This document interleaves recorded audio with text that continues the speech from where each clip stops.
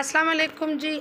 आज बात करते हैं उन ख़वातीन की जो हज की सआदत हासिल करने के ख्वाह हैं, लेकिन शायद उनका बुलावा अभी नहीं आया, क्योंकि हमारा ईमान है कि जब रब्बुल इज़्ज़त हमें अपने घर की दावत देते हैं तो फिर ही हम जा सकते हैं। तो हम आपको इस वीडियो में ये बताते हैं कि कौन से ऐसे हालात हैं जिनका शिकार ख़वातीन जो हैं वो हज 2022 नहीं कर पाएंगी। कुछ पाबंदियां जो हैं या असूल और ज़वाबित, रूल्स रेगुलेशन सऊदी अरब हुकूमत ने लगा रखे हैं, जिनको ओबे करना बहुत ज़रूरी है और उनकी पैरवी के बाद ही हम हज की सआदत हासिल कर सकेंगे। जबकि बाज़ हालात ऐसे हैं या बाज़ पाबंदियां या बाज़ असूल ऐसे हैं जो बनाए गए हैं हर मुल्क ने अपने शहरियों के लिए। तो इसी तरह वफाकी वज़ारत मज़हबी अमूर पाकिस्तान ने भी कुछ असूल व ज़वाबित तय किए हैं, जिसमें मर्दों के साथ साथ ख़वातीन के कुछ ख़ास मामलात ऐसे हैं कि जिनमें उन पर हज की अदायगी पर इस साल के लिए पाबंदी लगाई गई है। हम आपको इस वीडियो में उसकी तफसील बताते हैं, और अगर आपने हमारा चैनल सब्सक्राइब नहीं किया तो प्लीज़ सब्सक्राइब कीजिए, ताकि आपको हज के और उम्रे के हवाले से और इसके अलावा मुख्तलिफ़ हवालों से इंफॉर्मेशन मिलती रहे। बहुत शुक्रिया। अब चलते हैं वीडियो की तफसील की तरफ। जी, पहले हम ख़वातीन का ज़िक्र करेंगे कि कौन कौन से ऐसी ख़वातीन हैं जो मुख्तलिफ़ हालात में इस साल हज नहीं कर पाएंगी। उसके बाद हम मर्दों का भी ज़िक्र करेंगे।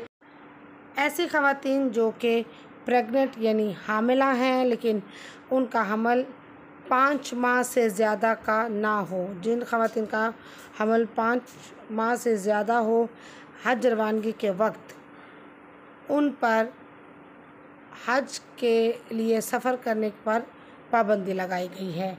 ये पाबंदी वफाकी वज़ारत मज़हबी अमूर ने लगाई है। इसके अलावा ऐसी ख़वातीन जिनका महरम साथ ना हो, वो भी बग़ैर महरम के, शरई महरम के सफ़र हज की इजाज़त उनको नहीं दी गई है, और ये है फ़िक़्ह हनफिया से ताल्लुक़ रखने वाली ख़वातीन के लिए। यानी जो फ़िक़्ह हनफिया से ताल्लुक़ रखने वाली ख़वातीन हैं वो अपने शरई महरम, जिनमें शोहर, वालिद, भाई, बेटा, दादा, नाना, ससुर, चचा, मामू, भतीजा, भांजा, पोता, नवासा और दामाद शामिल है। ये शरई महरम है, इनके साथ ही जाने की इजाज़त उनको है। जबकि फ़िक़्ह जाफ़रिया की जो ख़वातीन हैं वो अगर 45 ईयर्स यानी 45 साल से अगर उनकी उम्र ज़्यादा है तो ऐसे ख़वातीन बग़ैर महरम के भी हज की सआदत हासिल करने के लिए जा सकती हैं, लेकिन उनको ये कहा गया है कि वो ख़ुद को किसी फ़िक़्ह जाफ़रिया के ग्रुप में शामिल कर लें। अगर वो किसी ग्रुप में शामिल होंगे फ़िक़्ह जाफ़रिया के, तो फिर वो बग़ैर महरम के हज के लिए जा सकती हैं। लेकिन फ़िक़्ह हनफिया की ख़वातीन, किसी भी उम्र की ख़वातीन को बग़ैर महरम के सफ़र हज की इजाज़त नहीं है, और ये अहकामात जारी किए हैं वफाकी वज़ारत मज़हबी अमूर ने। अच्छा, इसके साथ साथ वो ख़वातीन भी सरकारी हज स्कीम के तहत हज के लिए नहीं जा सकेंगी जो 2015 से 2019 तक के दरमियान, यानी इन 5 सालों में अगर उन्होंने सरकारी हज स्कीम के तहत हज किया है तो उनको भी दोबारा से इस साल हज की इजाज़त सरकारी स्कीम के तहत नहीं दी गई है। ऐसी ख़वातीन और मर्द भी इसमें शामिल हैं जिनका नाम ECL या BL में हो, यानी एग्जिट कंट्रोल लिस्ट में अगर उनका नाम शामिल है, या किसी अदालत ने उन्हें सफ़र पर, बैरून मुल्क सफ़र पर पाबंदी लगाई है, उनको सफ़र हज 2022 पर जाने की हरगिज़ इजाज़त नहीं है। ऐसी ख़वातीन और हज़रात भी इसमें शामिल हैं जिनकी तारीख़ पैदाइश 15 अगस्त 1957 यानी 15 अगस्त 1957 से पहले की है, और उनकी उम्र की हद जो है वो 65 साल से ज़्यादा है। वो ख़वातीन और मर्द भी हज के लिए इस साल नहीं जा सकेंगे। इसके अलावा वो ख़वातीन और मर्द भी जिनके शनाख्ती कार्ड और पासपोर्ट जो है वो एक्सपायर हो चुके हैं, जिनके शनाख्ती कार्ड और पासपोर्ट की जो मियाद है वो 5 जनवरी 2023 तक ख़त्म हो जाएगी। जी, उन ख़वातीन को भी हज पर जाने की इजाज़त नहीं दी गई है इस साल, कि जो मुकम्मल तौर पर सेहतमंद नहीं हैं, और इस हवाले से सेहत का सर्टिफिकेट प्रोवाइड करना लाजमी है, जो मर्दों के लिए भी और ख़वातीन के लिए भी है। लेकिन अगर ख़वातीन की सेहत उनको इजाज़त नहीं दे रही और तो फिर वो हज के लिए उनको इजाज़त नहीं है जाने की।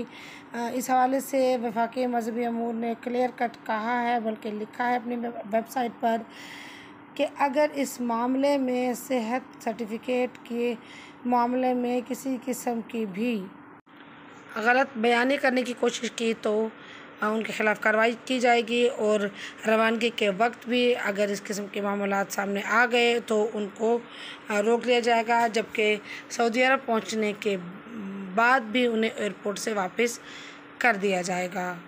तो बहुत एहतियात कीजिए, और अगर आपकी सेहत नहीं आपका साथ दे रही है, आप मुकम्मल तौर पर सेहतमंद नहीं हैं, तो आप इस साल अपने हज को मुलतवी कर लें और अगले साल के लिए मनसूबाबंदी करें।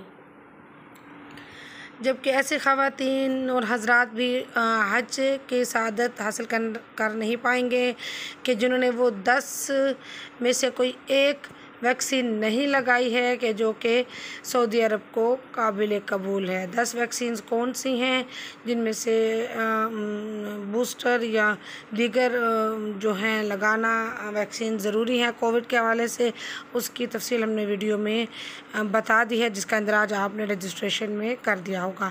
और जिन ख़वातीन ने या हज़रात ने नहीं लगाई है कोविड वैक्सीन, वो भी हज के लिए नहीं जा सकेंगे। जी, इसके अलावा ऐसे ख़वातीन जिनके पास 7 से 10 लाख रुपए हज की सआदत हासिल करने के लिए फ़िल वक्त मौजूद नहीं हैं, हतमी जो अमाउंट है, जो हज पैकेज है, उसका ऐलान जब किया जाएगा तभी पता चलेगा। लेकिन एक अंदाज़े के मुताबिक 7 से 10 लाख रुपए होने चाहिए हज की अदायगी के लिए।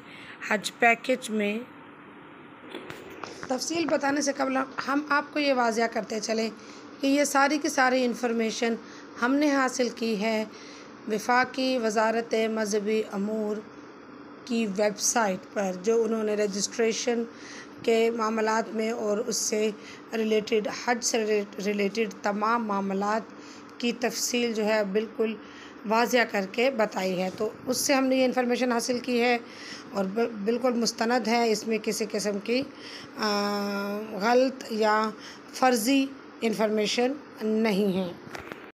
जी, अब इजाज़त दीजिएगा, दुआओं में याद रखिएगा और अपने साथ साथ दूसरों का भी ख्याल रखिए। बहुत शुक्रिया। अल्लाह हाफ़िज़ व नासिर।